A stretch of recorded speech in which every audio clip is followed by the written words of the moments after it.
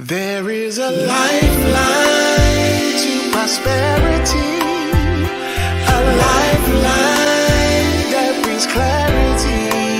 There is a lifeline to your destiny, Lifeline Ministries.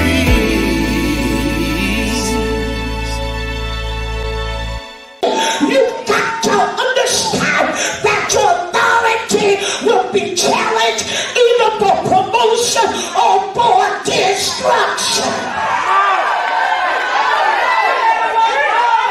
She's outside. All of a sudden, an acorn hits her on her head. She doesn't get a dictionary. She doesn't call up the pastor. She doesn't go into prayer. She poured her own hypothesis, comes up with the conclusion that the sky is falling down. He said, she said, and they said. That ain't nobody saying but the devil, causing confusion in the auxiliary, confusion on the prayer, confusion in the choir, confusion on the praise team, because there's a hidden pit that forms conclusions and don't really check nothing out. You've been talking in your ear. The storybook said, hidden pit said, I'm going to tell the king, I'm going to tell the pastor that, I'm going to tell the ambassador, I'm going to tell bishop, I'm going to call up the mother of the church and put something in her ear. And while she's on her way to get to the leader of the church, to email, to text, y'all ain't gonna say nothing, come. She runs up with Ducky Lucky. Ducky Lucky looks at her and said, Hidden Pit, what's going on, girl? She said, girl, I heard that he said, she said, that they said, ain't nobody said but the devil. Come on here. And Ducky Lucky asked her, said, can I go with you to tell pastor? I know I'm preaching good, Sharon. They don't like that. So now you got Hidden Pit, you got Ducky Lucky, they been gossiping, they been talking. Duck don't know nothing about what's going on. All you know is Hidden Pit got an attitude with somebody, and now you looking funny and foolish, cock-eyed and crazy about somebody that you don't even really know. In that pinnacle, when we become stagnated, we become stuck, we begin to suffer over somebody else's problem or somebody else's complaint. You stayed out of church over somebody else's complaint. You having trouble in your relationship over somebody else's complaint. I know I'm preaching good. That's why it's quiet in the church. You looking at your man all cockeyed and crazy because of a testimony, a disaster that some silly sister told you. You better watch who you talk to. Feeling funny, can't sit beside certain folks, holding your head down when they begin to testify, can't get into their praise and worship. So now you got Hidden Pit and Ducky Lucky on their way to see the king, on their way to the church to see the pastor in the office, and they run into Ducky Lucky. Tom asked her, where you going? They explained it to Cotton. Now they got a clique in the church. And as Hidden Pit, Ducky Lucky, and Cocky Lucky continue to move forward, they come in contact with Goosey Lucy. And we get Lucy know you fool. Come on here. So now Goosey Lucy wants to get into the conversation. They made all kinds of cliques. Didn't used to sit together in church. Didn't used to go out and eat together. Didn't used to hang out together. Come on here. But they all having a conversation that ain't pleasing to God. Because my Bible declares when a man's ways please the Lord, he'll even make his end to be at peace with him. Look at your neighbor and say the devil decides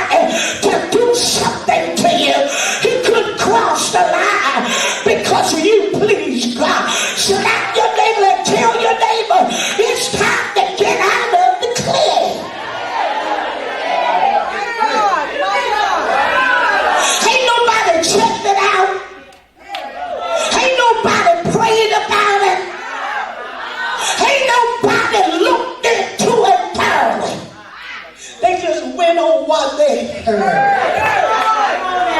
Fairy tale deal. What kind of deal are you? And then there was Fox and Loxy. I went to the old version because it said, as they're clicking together, you better understand that the enemy is right around the corner. Fox and Loxy went and questioned all of them, and he said, what's going on? All of it explained to Fox. Well, you know, Henny Penny, something hit on the head. Fox said, I got a shortcut. Tell you, the enemy is always offering shortcuts. I wish I had time to preach this like I want to preach. You know why you jacked up? Shortcut. You know why you're in separation? Shortcut.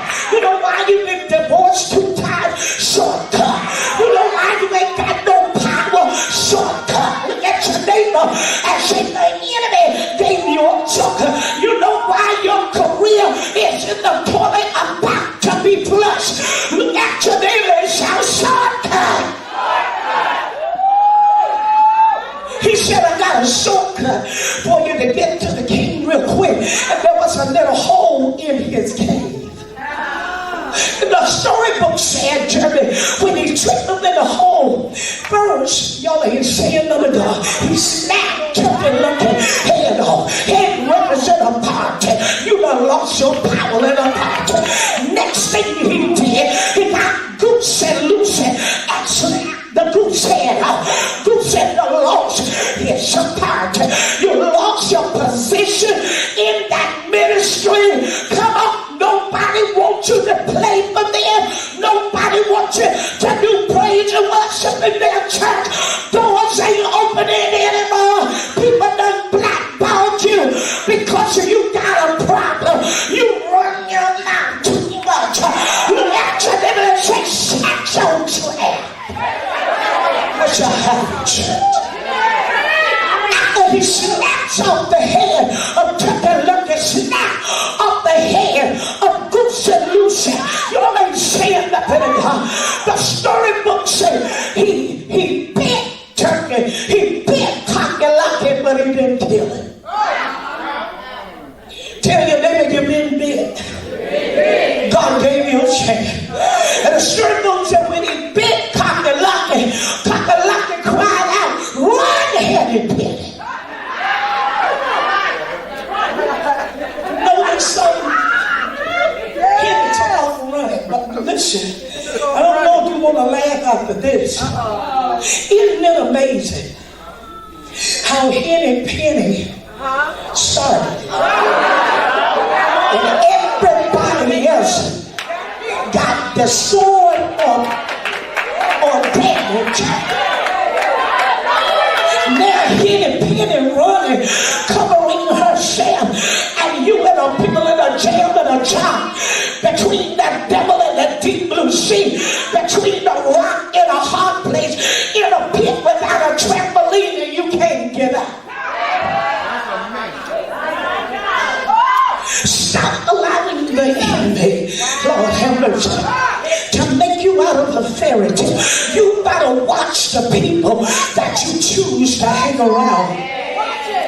No, y'all ain't saying that. Did you hear what I said? You better be careful of who you're associating with. Jesus asked this question when he went before his disciples one day. He said, who do men say I am? In other words, what the Negroes you've been hanging around saying about me. Y'all ain't saying that.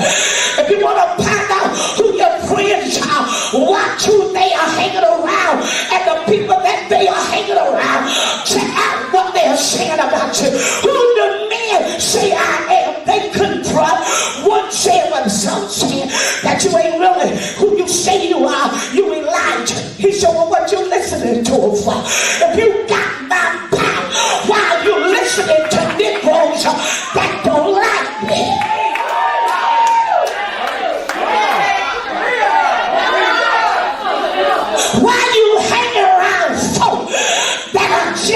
but you're supposed to be my boy.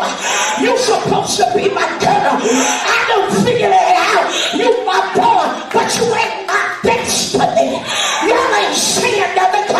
You my girl, but you ain't my destiny. He looked at Peter. Cause Peter, folk didn't hang around him like that. You didn't play with Peter. He got an attitude when you talk about his leader. He got an attitude. He put you in your place when you said something about his church. He didn't care if you were kid or not.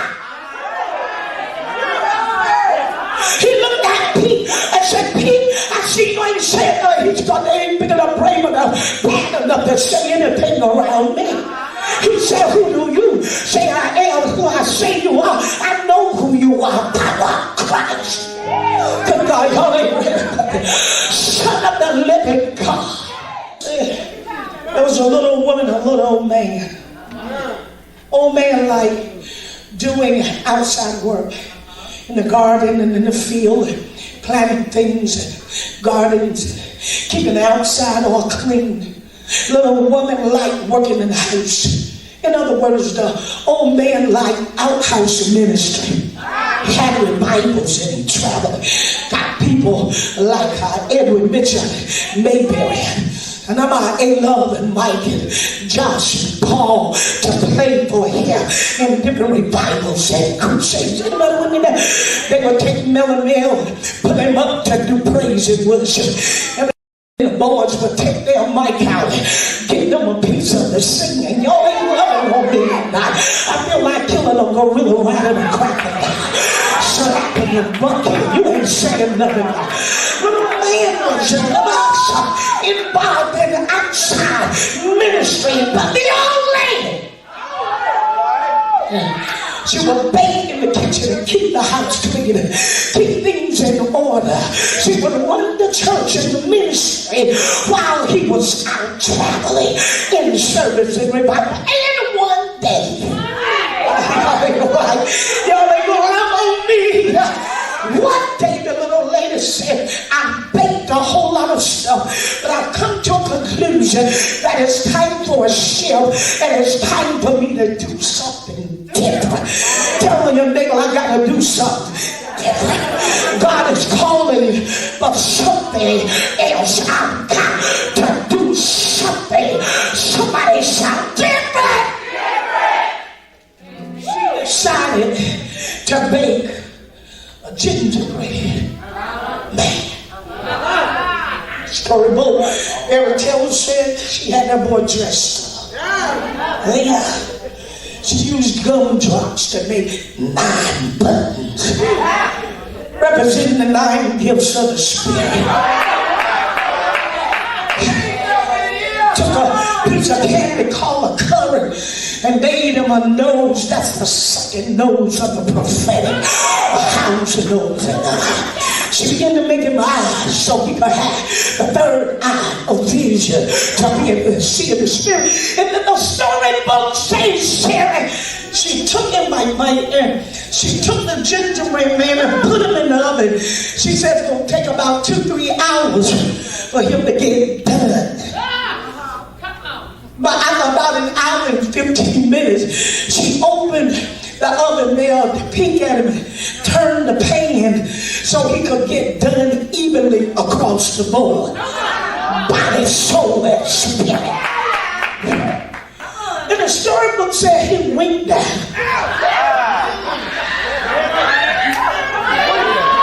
He sat right up and said, I'm getting out this oven. She said, no. Lay down, boy. It ain't time to pastor yet. You ain't cooked.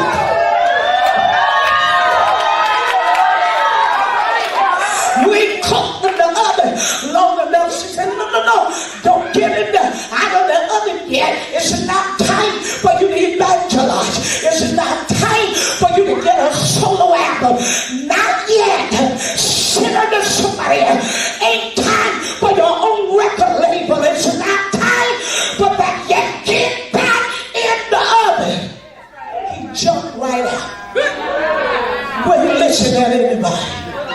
I know John 3:16, but God so loved the world that gave his his only begotten Son, whosoever believe in him should not perish, but have everlasting life. I'm ready to preach, I'm ready to passion, I'm ready to evangelize, I'm ready to put profit on my name. Run as fast as you can. You can't catch me. I'm the gingerbread man. Ran outside. Little old man saw him, and the Bible says, call the older because they are wise. A little man said, gingerbread man, what's up? He could look at him and tell that he wasn't ready yet. He wasn't ready to go full time. He wasn't ready to pastor his own church. He wasn't ready for a solo album. He wasn't ready to put profit on his name. He said, I got away from a little woman. I'll get away from you, little man. Run as fast as you can. Can't catch me. I'm a gingerbread man. Storybook said he even ran past a cat. Cat represents sneaky folk in the church. Y'all ain't saying nothing. Even the sneaky folk in the church that had a hidden private agenda looked at him and said, you better get back in the oven. A brown dog looked at him and said, rah. Y'all ain't saying nothing. He said, I got away from the little woman. I got away from the little man. I got away from a great cat. I get away from you, brown dog. Run, fast as you can. Can't catch me. I'm the gingerbread man. And he got to a river that he could not cross. See, it's not about knowing the scripture. It's not about prophesying. Because gifts and calls are without repentance. Can I put here? And when there is no anointing, your gift will become governed by witchcraft.